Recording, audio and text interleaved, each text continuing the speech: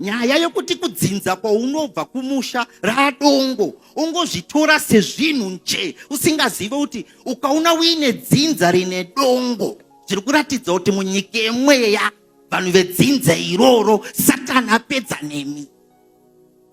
Zvaunoona panyama ireflection yemamiriro akaita zvinhu munyika yemweya. Varume, dzinza kana rakasimukira musha huite dongo, nokuti sekuru kana baba kana zvinhu zvavo zvaifamba vanenge vakaisa mastructure neinvestment kuruzevha zvekuti inenge iri museum yekuti unonge uchidada sokuenda nevazukuru kuti handei munoona paigara sekuru wenyu.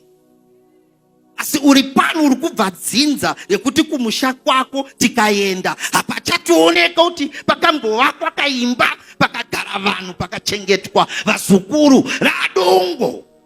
Apa uri muBritain uri kuedza kushanda uchishaya uziva kuti chii chakandibata, uchikangamwa kuti iwe ukaona uine dzinza rekuti radongo.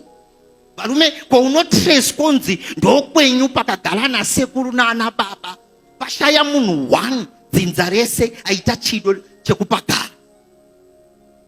Aiwa kuti sekuru kana baba vakavakawo 5 bedroom kumusha, kunyange vana mukasadawo pagara hamushayiwo chimwana chaazukuru kana kuti chaatete chinoti sinzi musiri kupagara mamadi mangoti ndigare zvangu namadhamu. Zvino ukaona nenhamo yamuinayo dzinza rese pachishaya kana 1 munhu dzinza rese anoita chido chekunopagara, zviri kureva kuti pamusha ipapo amatakanyanya. Munhu anoziva kuti akapaenda mutoro wekuti ari kungogara musango, hapana infrastructure kana ini life iripo pacompound ipapo. Saka tinongosiyana nazvo tongoti kwedu radongo, topinda munana Britain nemunana Canada tichiedza kubatanidza kuti upenyu hubatike, usingazive kuti kuva dongo kwedzinza isaini iri kubva kuna Mwari kuti iwe hondo iri munyika yemwe yaipa, saka yakureflecta panyama. Tarisa paruzeva radongo. Saka masimbaya munyika yemweya anoisa dongo paupenyu hwako. Unodizetwa nemaopportunity. Hapana munhu anoda panyika pano kukubatsira kana pauya panyaya dzemari. Zvinoitika panyama is just 10% yemamiriro ezvinhu munyika yemweya, varume. Saka tiri kuti nhasi kana tauya tagara pano, main trust yedu ndeyekuadresa zvinhu munyika yemweya, nokuti zvikanaka munyika yemweya nepanyama zvinofanirawo kunaka. Kune vanhu vari panapa vakanditeerera vasingazive kumusha kwavo, vasinambobvira vakuenda, nokuti vachikura vakaudzwa nana baba kuti aiwa kukusiyana inako musakutsike. Zvareva kuti mumusha makaitika uroyi kusvika palevel yekuti vanhu vakadhisaidha kutiza kunogara nemhuri dzavo vasingapatsike vachitiza uroyi. Now kana tichitarisa panyika panyama tinozvitora sezvinhu zvokutandara nazvo. Tingoti aiwa haisi kumusha kwedu hatiende, hatikuzive, kumusha kwedu hatikuende, hatikuzive. Usingazive kuti abambo ukaona mhepo yedzinza yabudirira kukuchikidzirai mese kuti tizai kumusha musakutsike ndinokupedzai, zviri kureva kuti munyika imweya mhepo iyoyo ine simba rekuchikidzira maopportunity muupenyu hwako zvekare.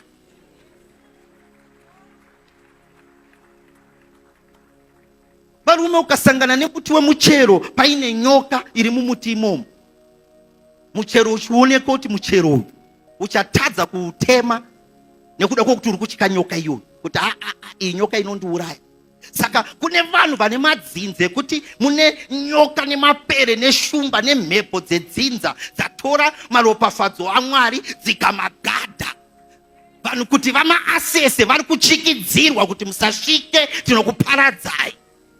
Saka unotenderera nenyika uchitsvaga breakthrough, uchiti effect yekuti breakthrough yako iri mukuadresa mhepo yakabata. Breakthrough iyoyo yedzinza haikona uramba uchitya. Munotenderera munana South Africa muchiedza kubatanidza zvinhu zvichiramba muchichema panyika pano. kuti ndepapi patiri kufoira musiri kuziva kuti kune mhepo dzenzinza dzakagata mamarriage, mafinances, mabreakthrough dzabudirira kukuchikidzirai mese kuti tine simba kukudarikai. Saka kana muchida kutorarama titizei. Usingaziva kuti kutya kwenyu kusvika kumusha nekuchitiza kwakaita ana baba wako sadotsika kumusha vachiti kwakaipa tinokwara. That ability yekutotiza yekukutya, interpretation yekuti dzinza rine masimba atizisa vanhu paminana yavo. Unosara nemaoption maviri, kuramba uchitiza kana kukonfronta mhepo yacho. Nokuti mumuti mukaita nyoka, ukakwanisa kuuraya nyoka iyoyo, wakutora mutero iwowo pasisina fiye nokuda kwekuti nyoka wauraya. Saka nhasi tadedza vanhu kuti munochema panyika pano, muchitenderera munana South Africa, Botswana, kumaJubek kwese, Zimbabwe nekunze kwenyika pasina zviri kubatika. Tikati varume mukaramba muchidai muri kupedza nguva. Mamadi mauya tadresa mhepo dzevanoshereketa kwamuri kubva. Taparadza masimbaya, tamadzosera back to center. Oh yes. Vanhu muwanewo kutema michero. Oh yes. Musiyane nekufa nenzara ndava mumuti mune nyoka yauri kutya. Oh yes. Varume ngatisatambe neupenyu tichidaro, ndobasa ratafambira nhasi pano. Mukashetuka pana Matthew chapter 11 verse 12 inotaura kuti, for the kingdom of God suffereth violence, and the violent take it by force. That word violent from the original Aramaic translation, it means energetic forcer.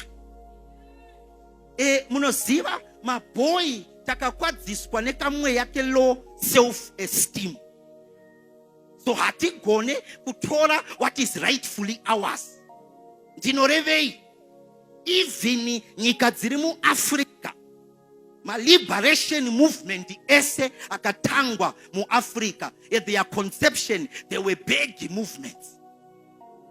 Taibega queen, takwina komana tinzwire utsitsi mutikwanisiwo mukutongo unyika wakomana tarisei mangoti sandidzira maruzevu ini apa lendi ndeyedu musadaro kwina komana aiwa tinzwire utsitsi kwina ite kuti vamwewo vedu vave involved also kwini mumatongerwo enyika.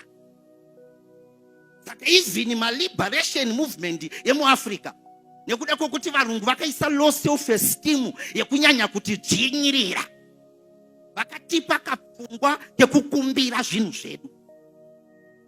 Enda unotresa liberation movement yese muAfrica, unyatse kuiongorora, yanga yakazara kukumbira queen. Kusvika queen vatozoti chiuyai tinzwe kwacho, torai tinzwe. Queen tachikumbirawo kumana mukatitu apo uso queen kumana regei kudaro. Alright, akuti apo nyamba zvinhu zvedu zvatiri kubhega queen. Saka kamweyeko ke low self esteem akasikuti kanganisa physically chete, kari kuti kanganisa munyika yemweya. Tine ka low self esteem katinako, tunoda kuapproacha satani neka beggarly mentality. Saka kana zvichinzi kingdom of God suffereth violence, Jesu arikuedza kutaura siyanai nekatsika yekubhega zvinhu zvandakupai. Kana paine atora zvandakupai, usakumbire, tora ndechako. Nhasi tiri kuuraya kamweya kekuda kukumbira satani zvinhu zvedu. Hatisi kukumbira satani isu, tiri kutora by force. Nhasi ropafadzo yakaiswa mumusha mako yakabatwa, hatisi kunegotiate, and we are not apologetic about that. I'm sorry, we are not apologetic about that. What is yours, it is yours. Hatisi kumukumbira satani. Nasi tiri kutora mukoma